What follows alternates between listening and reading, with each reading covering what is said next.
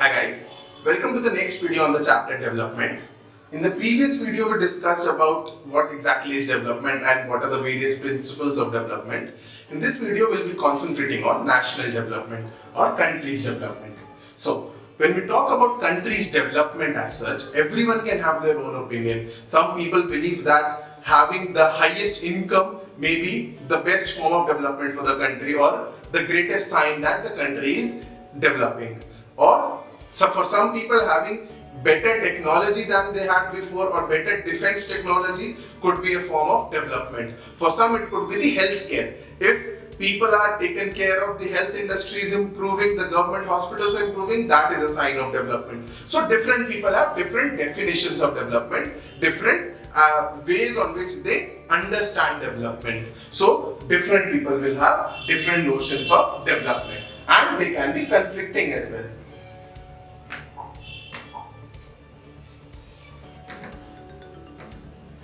Now, when we understand development and what national development is, and we have just discussed that it is different for different people, it is very difficult to compare different countries, to compare how your neighboring country is doing and how you are performing. So, this makes it really difficult, but we can have different indexes based on which we can discuss how which country is performing how and where each country stands. So depending on the purpose, we can have the comparison. So the purpose could be education level. So we can compare the countries on education level. We can compare the countries on income level. We can compare the countries on the healthcare industry. So everything we can compare, but individually avenues have to be discussed.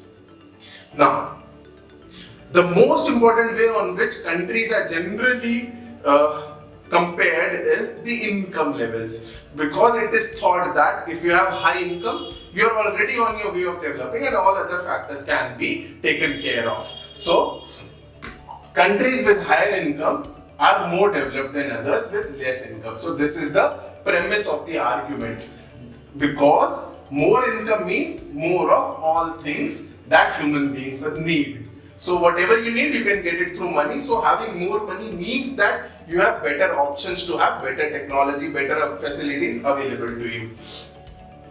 Whatever people like and should have, they will be able to get with greater income. So this is the argument based on which we understand that income is the most important level on the avenue on which we can compare different countries for development. Yes. Now, so the World Bank also has a criteria, but first let us discuss the terms. National income and per capita income. These are two different terms for income levels. So a country can have a very high per capita income, but the overall income could be low. How? Let us discuss the two terms first. So national income means that the total income of all the residents in the country. So I am a resident of India, so my income will be calculated, my parents' income, others' income, friends' income, everyone's income is totaled, and that becomes the national income of the country, India. Now, per capita income on the other hand, for that you need a population of that country. So if you have, let's say India has 1.3 billion people, so we'll take the total income of India and we'll divide it by the population, and that we will get the per capita income. So that would be the per capita income. So this is basically on average how much money is available for each individual. So this is per capita income. Based on these two terms, World Bank has classified countries on this criteria. So they choose per capita income criteria.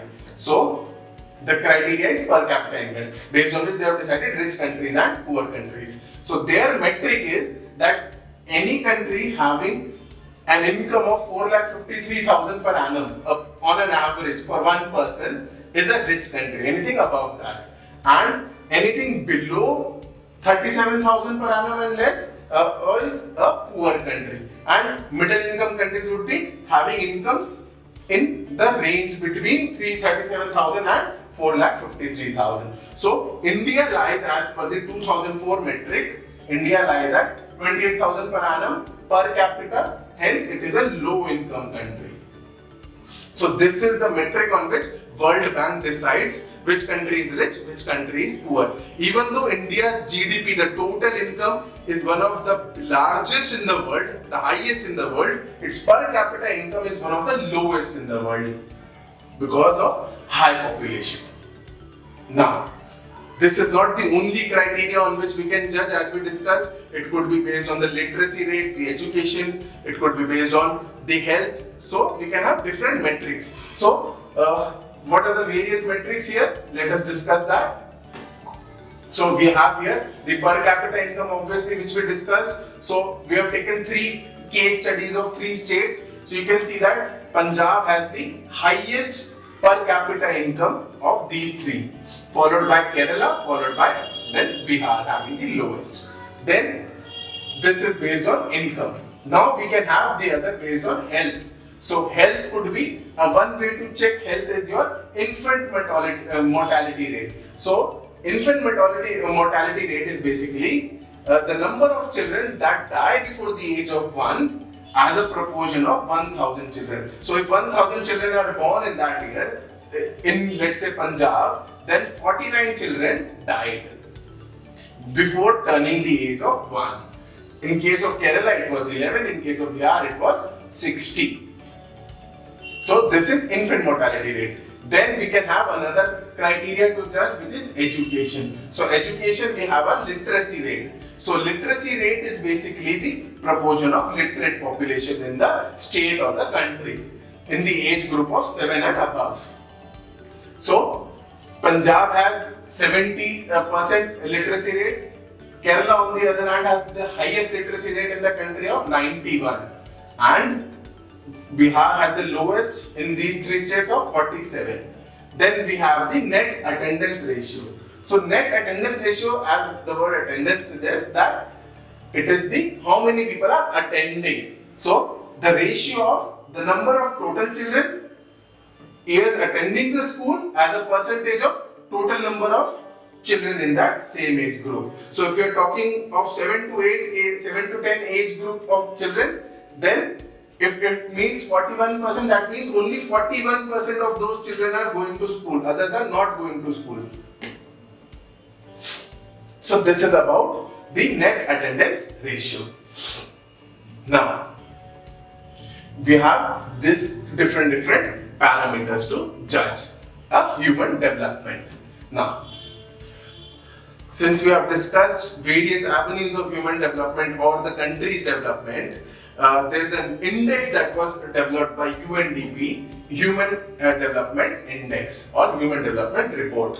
So in this report, they compared country based on what are the education levels, as we discussed, literacy rate, then their health status, infant mortality, other metrics also they chose, then your per capita income. So your education is taken care of, your health and your income is also considered, and based on that they understand how much human development takes place in the country. So India's rank in Human Development Index is 126, whereas our neighbor Sri Lanka has a rank of 93. So this is the Human Development Index status, and this shows India that it is one of the most backward countries. Not the most backward, but among the developing countries and the developed countries, one of the poorest. So this is about the national development. In the next video, we'll be discussing about sustainable development. Thank you so much.